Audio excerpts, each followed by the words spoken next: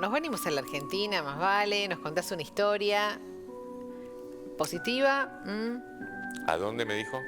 Acá en la Argentina. No. Ah, ¿no? Empecemos de vuelta, chicos, porque no vio el...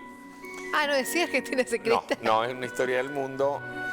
Bueno, Pero estamos en el mundo. Argentina está en el Claro. mundo, digamos. Claro, está incluido. No es que Claro, está pero fuera. no vamos a quedarnos. En Argentina nos vamos a ir de viaje. Dale. ¿Tiene Bueno, entonces, pasaporte? ¿a dónde me usted llevas? tiene ¿Eh? ¿Tiene pasaporte? ¿Tiene todo listo para viajar? No me haga perder el tiempo porque mire que estamos por salir. Me lo entregan en estos días, pero No, ya está todo. estamos, ya sabe. Bueno, me lo entregan estos días. Viste que se demoró todo con la pandemia. Viste que no estaban entregando visas, ni no estaba tan fácil ni pasaporte. ¿Y cómo hacemos para viajar? Ya nos tenemos que ir, tenés el pasaje para... Ya. Bueno, mientras Bueno, vos pero me son contás la países historia, amigos. puro trámite.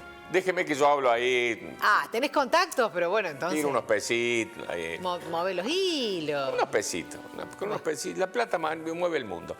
Vamos a irnos a Honduras y El Salvador y una... ¿Se acuerda que ayer les contábamos la guerra del whisky? Sí. Bueno, hoy sería la guerra del fútbol.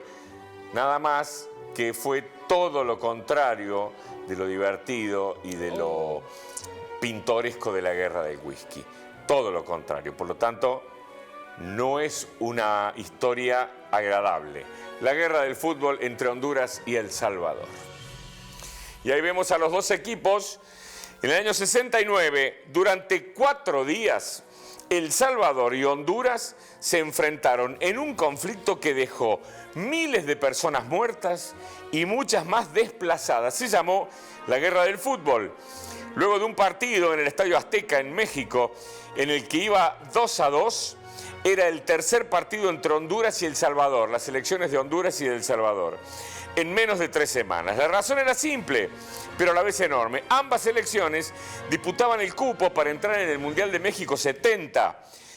Ninguna de las dos nunca había participado de una Copa del Mundo. Por lo tanto, imagínense, era tremendamente importante para los países, para cualquiera de los dos, tanto para Honduras como para El Salvador, para Guatemala como para El Salvador. Bueno, ¿qué pasó?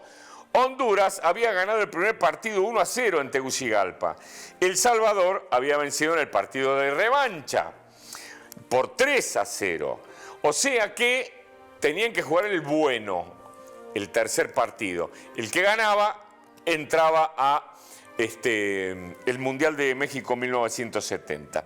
Así las cosas, el empate obligaba a jugar este tercer partido. Y en el minuto 11 del primer tiempo, Mauricio Pipo Rodríguez, un delantero del Salvador, convierte el gol de la victoria en el arco que protegía Jaime Varela. Por lo tanto, El Salvador, el país más pequeño de Centroamérica, que tenía una población en aquel momento cercana a los 3 millones de habitantes en el año 69, la mayor parte de este país estaba controlada por una élite de terratenientes ricos que había dejado poco espacio para los campesinos pobres. Honduras, por su parte, aunque también estaba dominado por una élite similar, tenía 5 veces el tamaño de su país vecino y en ese momento apenas contaba con 2,3 millones de habitantes. Es decir, ¿qué pasaba? ¿Por qué hago esta comparación de habitantes y de territorio? Porque la gente de Honduras, de El Salvador, se iba a trabajar a Honduras, al campo, porque no tenían gente para trabajar. Entonces, cerca de 300.000 salvadoreños estaban viviendo en Honduras en el momento en que comienza este conflicto. En medio de esta situación, el gobierno de Honduras aprobó una reforma agraria para evitar más tensiones. El problema fue que esa ley se enfocó no en la tierra que poseían los terratenientes y las compañías norteamericanas, sino en la que tenían los migrantes, es decir, la gente de El Salvador. El entonces presidente de Honduras, Osvaldo López Arellano, comenzó a deportar a los salvadoreños que estaban en Honduras.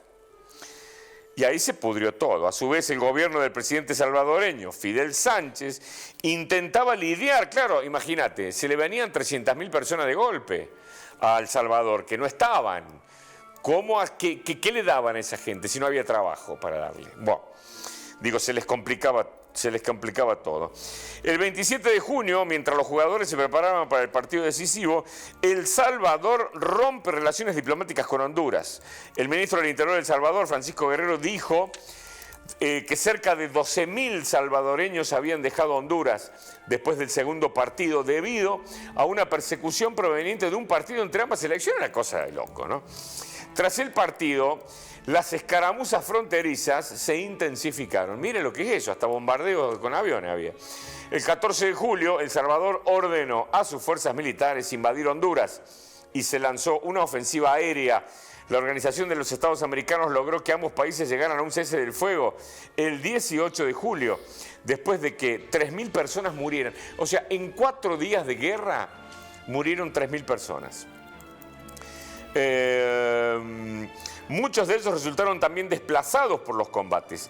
Luego de una fuerte presión internacional, El Salvador retira sus tropas en agosto, pero el resentimiento no terminó ahí. Durante décadas no hubo intercambio comercial entre ambos países y la frontera se clausuró directamente. Pero para el hombre que marcó el gol del Salvador, no es rencor lo que tiene en su memoria. Dice, para mí ese gol siempre va a ser una fuente de orgullo deportivo. Claro, no mezclemos los tantos, muchachos. Una cosa era el partido de fútbol y el intento de ambas selecciones para participar de México 1970 y otra cosa era lo que era el resentimiento de la gente sobre ese partido. Es decir, es una locura. Sí, una locura. Por favor. Una locura absoluta. Las vidas que se pierden todos por... Una locura absoluta. Y eso que duró 4 días el conflicto, gracias a Dios fueron 4 días.